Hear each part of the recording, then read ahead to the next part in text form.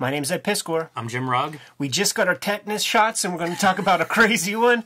Jimmy, little business ahead of time. Street Angel. I am plugging this because the hardcover is out of print as of this recording, which means if you don't have it and you want it, pick it up soon. We sent the last boxes to the distributor, so there's still available copies at some stores, maybe online, but we don't have any more at the publisher level. So these are out of print. Grab them if you want them. I brought along the Image collection, the Deadliest Girl Alive. 1 second. This is a little bit of outlaw shit that's very appropriate for this episode we're doing. That's very true. Jim Rugg has a dark side. Absolutely. The color version, so this is volume 2. They're both standalone. They're all self-contained stories. I like to plug this one because this is my newest work, or at least my newest Street Angel work. I'm very proud of it. And this one is available as well. You should be able to get this wherever you find comics. Your comic store can order this. Street Angel, Deadliest Girl Alive from Image Comics. Street Angel, Princess of Poverty from Ad House Books. How many pages for this big one? 240 pages. $20? That's good value. It is definitely good value, man. That's dense comics. Patreon.com/Ed Piskor is where I'm serializing my Red Room comics right now. We're making big moves, man, to sign some contracts and get some paper editions ready to come out in 2021. But for the early adopter, 3 books will get you the archive. Issue 1 is up there right now, and I put up new pages every Tuesday. So get your hands on that, man. Patreon.com/Ed Piskor. All right, I say we got our tetanus shots, Jimmy, because we're going to be taking a look at some very, very sharp drawing from Jay Lee, and this, I would say, is like kind of the apex, the pinnacle of his crazy 1990s style. I loved Jay Lee at this time. These ads started popping up on the back of Image books and in Wizard, and I could not have been more excited. This is one of those that I was just so excited for. Kayfabers, hot off of his run on Namor. Unbelievable. Yeah, this is Jay Lee Unleashed. You know, you're coming from the Comics Code approved Marvel Comics of the early 90s on newsprint. And then the way these dudes woo him, because Jim Lee and Rob Liefeld are bidding for his services, they're just throwing money and like, dude, come get some. If you watch this show, the stuff I love is show me something I haven't seen before. When Jay Lee shows up in the early 90s, he is drawing his way. And I gravitated toward it right away because it didn't look like anything else, and it had this dark, sharp edges. I mean, it was just right up my alley. He had an incredible system. On some of our early Wizard magazine coverage, there would be interviews with him, and he was talking about, at this moment, you know, he's doing this, he's doing Wildcats trilogy, he's still doing some Marvel stuff like a Spider-Man issue. He was doing about 8 pages per day. So it's very attractive, to use a weird word for, you know, what we're looking at right here. But when you break it down and you soften the focus of your eyes and really see this for like what is on the actual page, he came up with a way to arrange these shapes in a pleasing way, but still keep the thing relatively simple, you know, like in terms of composition and stuff. No background. This is the time period. You know, it's almost the Image. It's taking the Image lessons and really applying them here. Here, which I have is to like fix the light on that so that you see his nipples. Super badass characters. There are little shades of Bisley. Would have been like, I'd have been into Bisley at this time. So you see some of those sharp edges and like that just striated muscles. Everything looks tortured. The other piece of this is the color. Absolutely. Steve Olive on the 1s and 2s on the color on this one. It's all these primary colors, and they just pop against his heavy black inks, where it's like the black is a color, the red, the blue, these are all colors, and it's look at this. You know what I mean? This is a superhero comic. A superhero comic. Yes. Yes. Blew my mind, man. Still kind of does. It's as much of background as you're going to get in a Jay Lee Youngblood Strikefile. Dude, he's in a hangar. That's what it looks like. Yeah, sure. And we have Geiger, the bad guy, right there, man. It's these crazy faces, There's no attempt at perspective in any way. Like, all these figures together, like, is he jumping off a trampoline? Like, how's he above their heads? I love it. You ain't going to get a 6-panel page on a Jay Lee Youngblood Strikefile, man. And if you did, I'd be mad. It's not what I'm paying for, man. This is what I'm paying for. Yeah. Not a bad exit wound. Not too bad. Little inspiration, maybe, for Rob Liefeld. Coming up later with Chapel's origins. Yeah, they call it a thematic mirroring that these guys are employing right here, dude. This is the good... So, like, these 3 dudes that you're seeing... See, this is a very crucial and important story for the canon of Image Comics, because this is Duke. He's the guy who just got that head wound. But that right there, that's Al Simmons. Spawn. Yeah, man, and that's Chapel. And they look like a Special Forces outfit. Their leather jackets and their what gave it shirts away? and stuff. Like, look at that, man. Going to like a Miami-Dade nightclub. They should have like the little the flag patch on their shoulder going into battle, because that's what these guys are, aren't they? Special Forces. They are. Look, Al Simmons nip slip. Yeah, In it with his wife beater shirt. Man, We see a lot of this, man. Like, devote one panel per page for these like little shapes, like just these like little geometric silhouettes. yeah, and he was doing that all the way back in Namor, possibly even in the Beast Marvel Comics Presents story where he starts the story. That's the first Jay Lee stuff. It follows Rob Liefeld started that Beast story, so it's a connection between those two. I have no idea if they interacted at that point, but kind of connecting from the very beginning to that. Now he's working on Rob Liefeld characters here. All right, now we're in civilian mode, Jim, which is eerily similar to. Full-on combat. Yeah. These dudes have one outfit. Except in civilian mode, he has a little bandolier, or whatever you call that. And also, Al Simmons' nipples are back. Covered They're in up. check. Covered up. I'm not sprinting through the hangar shooting dudes, so my tank top's sticking to me. What do you say, Jimmy? When you see faces like this, shades of Peter Chung in there, a little Aeon Flux energy, the distortion and angularity of these human figures. Yeah, I think that's fair. Definitely in the figure work, for sure. It's a peculiar drawing style. It really is. You know, you look at like the folds in the cloth. They don't resemble anything. And Jay Lee goes in very different directions stylistically moving on after this. But this is a certain peak of his, I think. Yeah, he leaves an impression too. Like I studied these freaking image books at like a molecular level, man. Especially the Extreme Studios cats. And Jeff Matsuda's going to adopt those kind of eyebrows. You know, these like little angular pointing inwards, and you'll see some Fraga eyebrows that do that same stuff. And nobody did that shit before you saw these Youngblood Strikefiles. I loved how he would do like the skulls where, this was supposed to be face paint. I know. And we're seeing teeth and just detailed, grotesque kind of like exposed skull. That doesn't look human at all. But this was, this reminded me of like McFarlane. When he would do Lizard, it didn't look like a man under there. You know, it was this like very interpretation of a monster. And Jay Lee's doing the same thing. These are just stunning, man. Really awesome.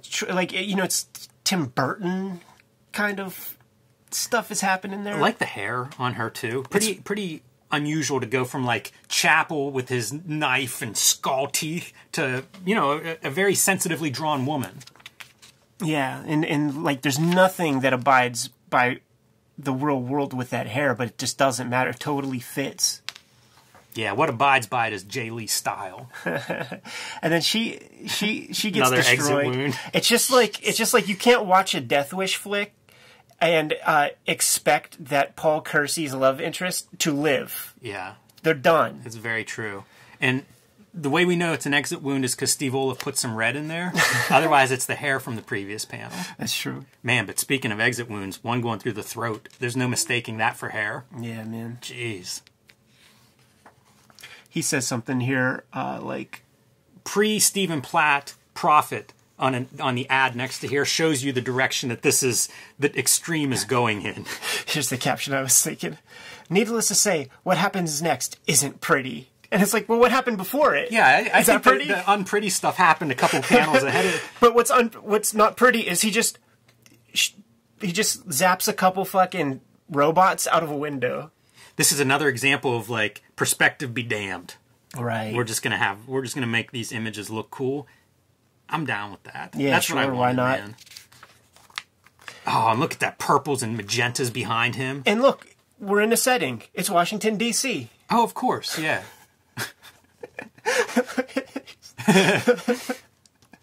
Wow. Absurd. I like to think of this contemporary of Darker Image. Sure. It's about the same time, and it's that same kind of like gonzo approach to just how far can we push this kind of... Machismo isn't even the right word. Like, I don't know what this stuff is. It's horror movies grafted onto superhero tropes. I mean, it is quintessential 1990s comics for all that the 90s was and all that it's remembered for. Extreme, violent. Yeah, you think everything's of like over Venom's the top. Popular, Spawn's essentially a demon from hell. I'll raise you. I'm going to raise all of you. Like, this is the apex of that kind of demonic, twisted darkness. Let's just look through the last one real quick, man. Love the knives, too. Like, that's what you'd see in the ads. And they're like fish hooks, barbed knives. That's a nightmare. I had a friend get a fish hook caught in his finger when we were kids. Had to go to the emergency room like 12 o'clock at night. Like, and then the knife is 100 times bigger than a fish hook. And they would sell shit that looks like this in the back of Black Belt magazine, man. My cousin had these shits, and he would get those little claws you could climb up trees with. But amongst those things, he would get those because his mom wouldn't let him buy this. And he's also the dude that we shot a blow dart up on the roof, so she's probably wise to not let us get a hold of a knife like that. Oh, man. He did so much with all this silhouette and shadow stuff. Again, going back to Namor, where I think he was under the gun deadline-wise, but it reads well. It does. It does. It's well composed. It's well framed. Looks like wires. And this is him getting his roids. Yeah. But it turns out that they're shooting, like, AIDS into him. You know, the counterpart for that is the Barry Windsor Smith Weapon X. You know, it's the guy sitting in the chair, wires everywhere, getting drugs pumped into him. But a very different artistic interpretation. This is a pretty cool composition. Yeah, I like You know, that. sells us on the future kind of lab setting. We got the lab coat dudes. We got the seat that he was just in. And it's just in these simple shapes. This is such a, like a Photoshop, early Photoshop filter. All right. Yeah. Yeah, and it was like the cheapest filter because, like, that's what the icon looks like in the sidebar that you choose. I love seeing that kind of stuff used. Oh man, the roids are paying off. I know, and that could be a Charles Atlas ad in a decade ago in comic books. And they're talking beefy shit here, man. I mean, look at me, Al. Have you ever seen a more perfect specimen? Only every time I look in the mirror. Every dialogue balloon and every caption contains some cliche. Man, I love it too. This is such the action movie thing of like you're on top of the table with all the guns you're picking, and it's like underlit. Yeah, it's a light table. Like, you know, we would trace off our roughs onto our illustration board after this. That's hilarious. It's a comic book artist referencing what's around his studio, the light table. And I'm not going to say that looks like Beetlejuice from Howard Stern in a certain way, but it kind of does. I didn't hear you say that. Oh, here we go. Ooh, look at this. There's a lot of these design flourishes, like that tangent line coming through. A lot of these cool, you'll see it in these page layouts. Even whether he's drawing it fast or there's no real script or whatever, you still get these moments where it just looks cool. Yeah, how about that tangent right there? I love that moon, too, like the little bit of orange. Steve Olaf really making it sing. That blade's going in a dog's head. Yeah. Well, what are you going to do, man? It's him or the dogs. This is great. Gun at the heart, knife in the forehead. Which way you want to go? Is that Jason Wynn? It's Jason Wynn, man, and he's telling him, we injected you with some AIDS blood, but don't worry. We have the antidote, but you're going to have to do some things if you want to continue to live. No! And there it is, like, no human teeth, like, no lips. Yeah, that dude quit living a long time ago. Skull face, man. Now, you know, you were tasked with killing your pal Duke before, and you were a trio. Well, guess what, man? You're going to be a single man, a lone wolf after this, or else you're going to die from that shit we injected you with, man. It's really cool to see these pages because, like, Liefeld in the early Youngbloods, I would look at those like there would be an office scene and it'd just be a desk. You know, it'd be almost nothing. It's the same language, but a totally different style interpretation of it. It's kind of cool to think of a language running through Extreme and being interpreted by these different artists. Rob has some generosity in a way, man, because like when you're you know, popular comedian or something, the people that you bring out to come ahead of you, you don't want them to get more laughs. You don't want them to be laughed out by the time that it's time for you to come up on stage. And Liefeld shared this book with Jay Lee, but Jay Lee was the one that shines, man. Yeah, although I didn't hate picking up a book like this for Jay Lee and getting the other half Rob Liefeld. Yeah, of course. You know, it was still a pretty good deal as far as I was concerned picking this stuff up. The Jay Lee stuff, though, it just, nothing looks like it. You know, like this is, man, it was just radical from the sense of looking different than everything else. And then you take a look at these spreads right here, man, and then you discover that Glenn Danzig owned the artwork for a period of time at the very least, and you go, makes sense. Drooling fangs and teeth and skull with bullet holes smoking.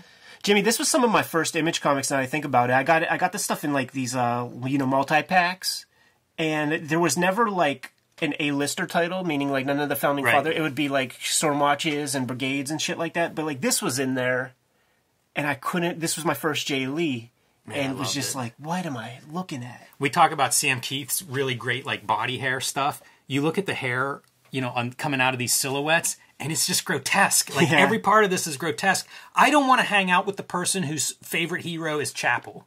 Right, that's well said, man. Jim, can we get out of here? Kayfabers, like, follow, subscribe to the YouTube channel, hit the bell. We'll notify you when the next vids are available. Octobriana is in stores now and available on Comixology. Street Angel, in stores now, available on Comixology. And that hardcover is going quick, man. Sold out and available online and in comic shops. Patreon.com/EdPiskor. Serializing my current comics project for the early adopters up there. Red Room, issue 1's up there. New strips go live every Tuesday, and $3 will get you that archive. You can subscribe to the Cartoonist Kayfabe e-newsletter at the links below this video to keep up with everything we're doing. You can find Cartoonist Kayfabe t-shirts and merchandise at the links below this video. And November 20th to 26th, you can buy those t-shirts and merchandise using the promo code Kayfabe free ship and get free shipping on your entire order. So if you've been sitting on a bunch of these t-shirts that you want, now's the time to pick them up. Give them some marching orders and let's bounce, Jimmy. Read more comics.